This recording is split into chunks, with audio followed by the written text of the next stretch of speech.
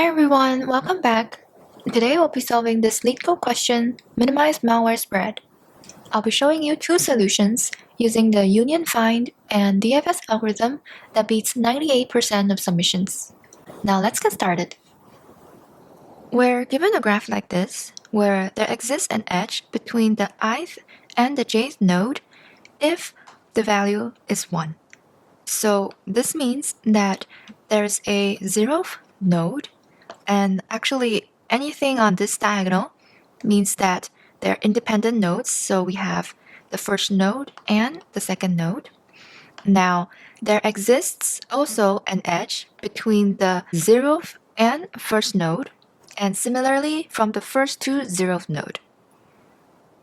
Other than this graph, we're also given some initial infected nodes, for example 0 and 1. These nodes can spread the malware to other nodes as long as they're connected. The aim is to find the node that, when removed, will minimize the final number of infected nodes.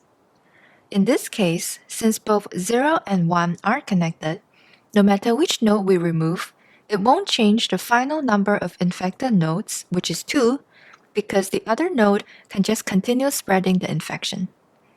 So in this case, we want to return the smallest node, which is 0. Let's take a look at another example. What if our initial infected nodes are 0, 1, and 2? Then our number of initial infected nodes would be 3. But if we remove 2 from the initial infected nodes, then since it is not connected to any other node, we can reduce the number of final infected nodes to 2. So I'll zoom into the Union Find algorithm first, but watch till the end if you're also curious about the DFS method. Now let's get started. First, we want to identify the connected components in the graph. Then we want to choose those that have only one infected node, because if there's 2 or more, then they'll just infect each other and there will be no impact to the final infected node count. Lastly, to minimize the malware spread, we want to choose the biggest component out of these infected nodes. First, we need to initialize the parent and size arrays with the number of elements in our graph.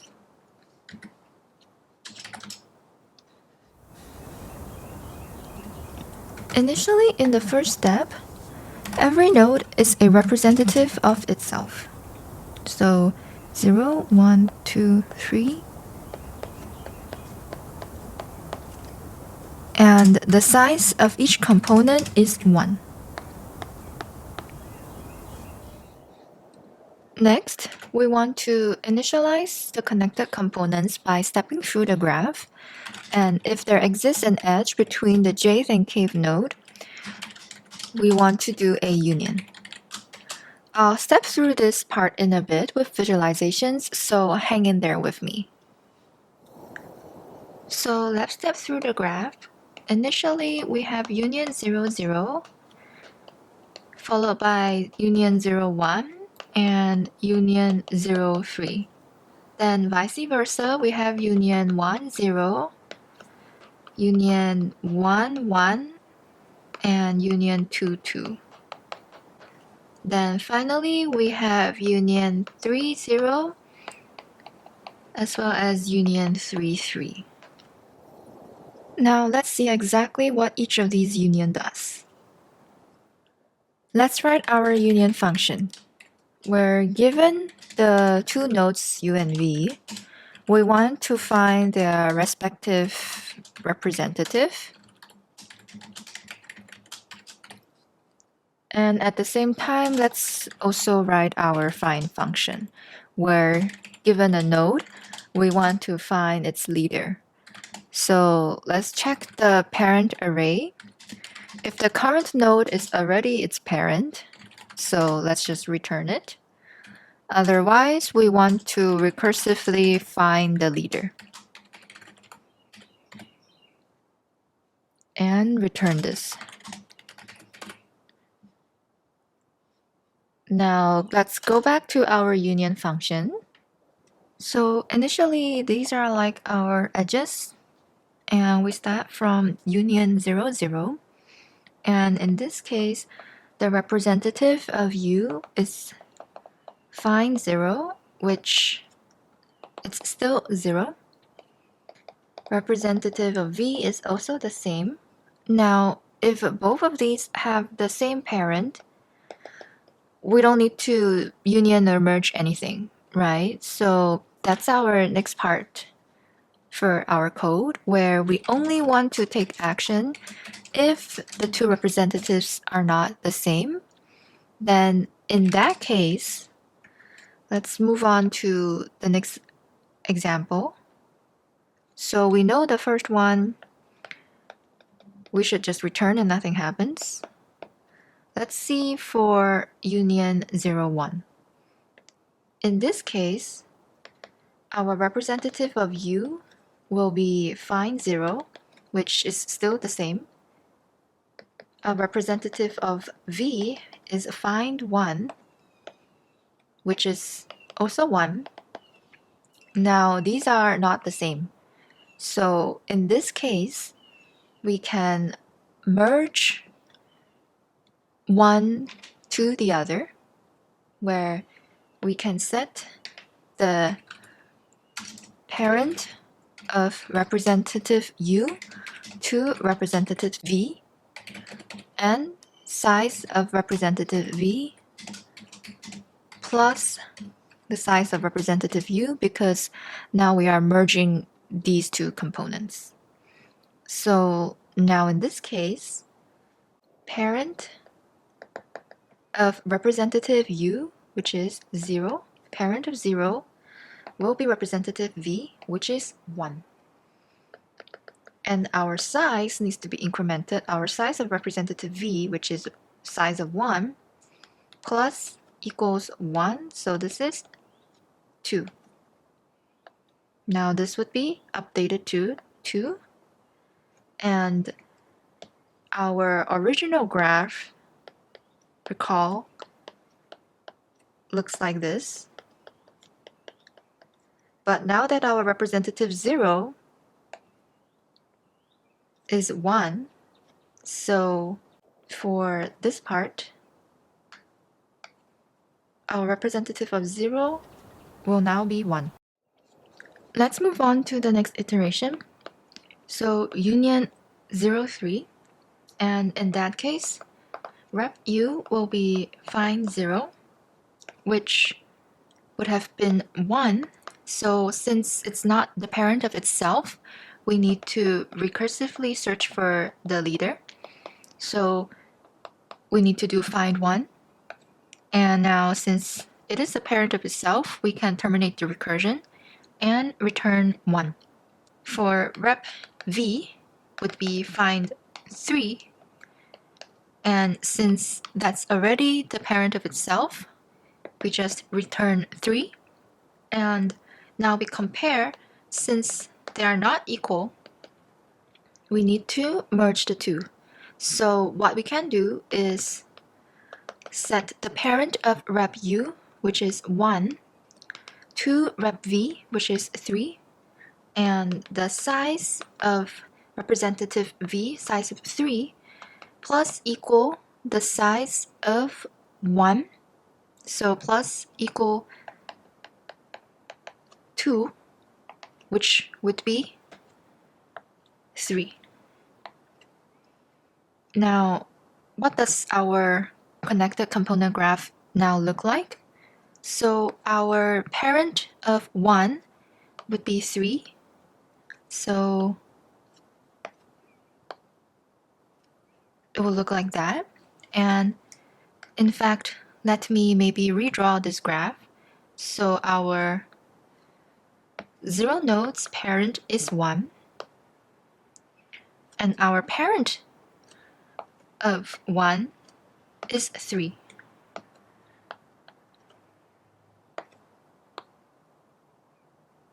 Now, of course, the parent of 3 is itself, and the parent of 2 is also itself.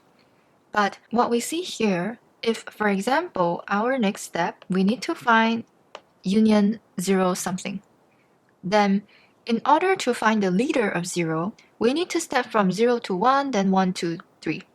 So this actually means the time complexity for our find is O(n), which isn't very good, right? And how do we make this more efficient? In order to reduce the time complexity, we need to essentially minimize the height of our tree. So let's take a look at how we can do that. Instead of simply doing this merge blindly, we can compare the size of our components. So if the size of our representative of U is larger than the size of our representative of V, then we want to make the bigger set the representative of the smaller set. And update the size respectively. So this is the key logic here, and only otherwise, then we perform this combination. So let's take a look at how that would look like from a visual perspective.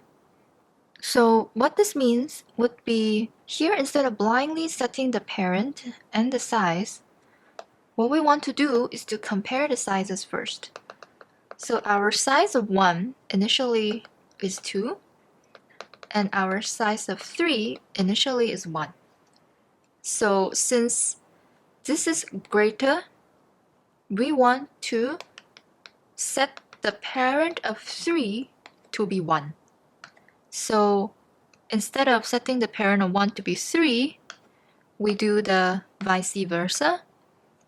So here we update it to 1, and our size of 1 will be the one that's being incremented now to 3. So let's reverse this and update our size of 1 to 3. So same thing now, let's look at if we were to do this union of 0 again, what would be our time complexity? So instead of this being our graph, let's redraw this. So our parent of 0 is 1, and our parent of 1 is 1. Now our parent of 3 is also 1. So these are our updated edges in red. And we see that our graph is essentially, the height is essentially now minimized. And if we were to do union 0 something, all we need to do is to take one step. So overall, our time complexity for the find function would be log n. And one thing we need to update for here in order to implement whatever we just said would be, currently when we call the find function, we are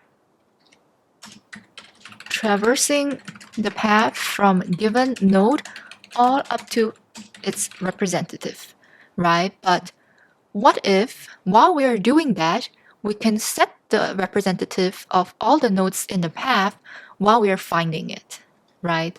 So that means when we have found the leader, we want to also update the representative before we return. This is known as path compression. And without it, we'll have O(n) time complexity. But with this change, our time complexity will be O log n. And our union by size is essentially pretty much O(1). Once we have initialized our connected components, recall the next step in our approach would be to identify those with only one infected nodes. So for that, let's initialize a infected count map that will help us keep track of the number of infected nodes in each component. So as we loop through the initial infected nodes, we need to get the parent of the current initial node and check if it exists in our infected count map. Then we need to increment the value. Otherwise, for this infected parent component, there is only one infected node, so we set that to 1. Now, as we're doing this, remember the question asks if there are multiple nodes to be removed that would minimize the final number, we want to find the node with the smallest index. So as we're doing this, we also need to keep track what is the smallest node in our initial infected nodes, so we can do an easy comparison later on. Lastly, the final step would be to choose the biggest component that we have out of those that we have found with only one infected node. Initially, our answer would default to the smallest initial node, and we assume that the size of that component is -1. Then again, we are going to do a loop through.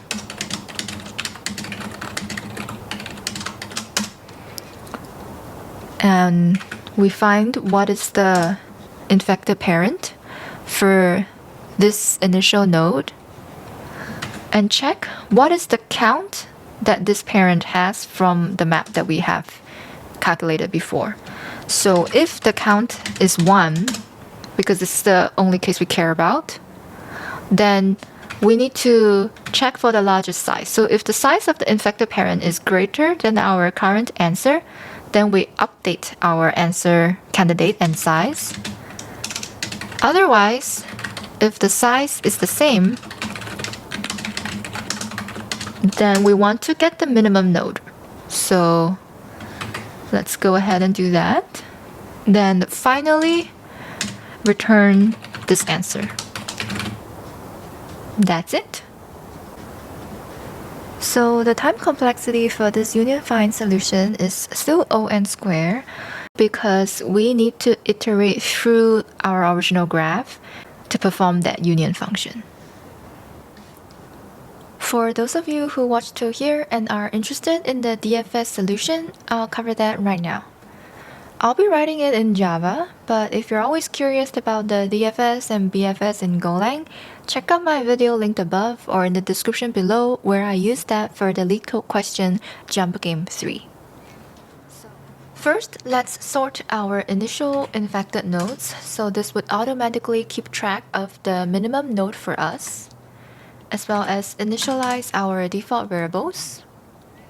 Now, we'll be having a set for the infected nodes, and you'll see why we need this in a bit. So now let's loop through our initial infected nodes. And at the start, we want to temporarily remove this node from our infected set, because the idea is we want to count how many infected nodes there are in the current component, excluding the ith initial infected node that we have. So let's do our DFS to calculate this count, passing in a visited Boolean array as well as the infected set we have. So let's see how our DFS function would look like. So the DFS function would take in our graph, the current node, the visited Boolean array, as well as our infected set. So if we have visited this node before, obviously the count would be 0. This is our terminating condition. And we want to mark it as visited. So initially the count would be 1. Now we want to go through the neighbors of our current node.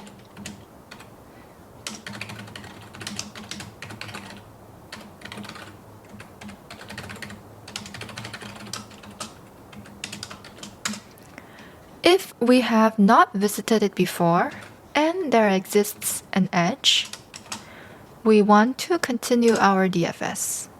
So the number of our infected nodes would be calculated through our DFS, and we want to add it to the count.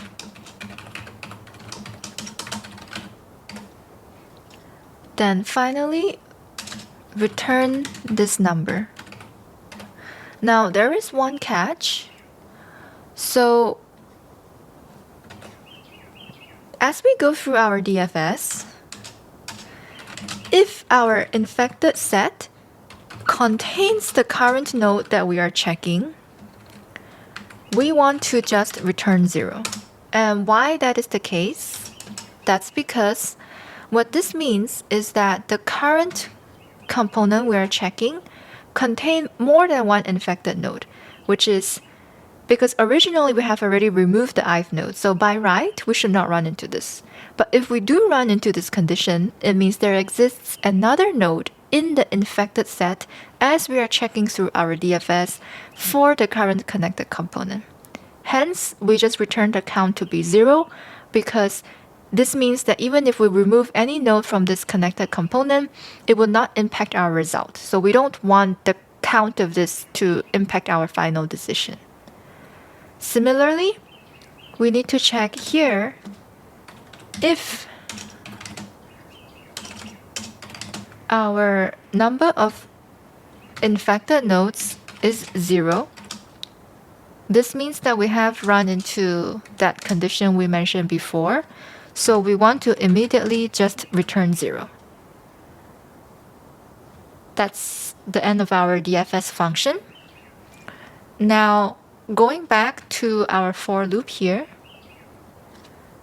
once we get the count, we want to check if this count is more than the maximum we have kept track of. We want to update the max as well as our answer. Then finally, we want to add back the current node into our infected set and return the answer.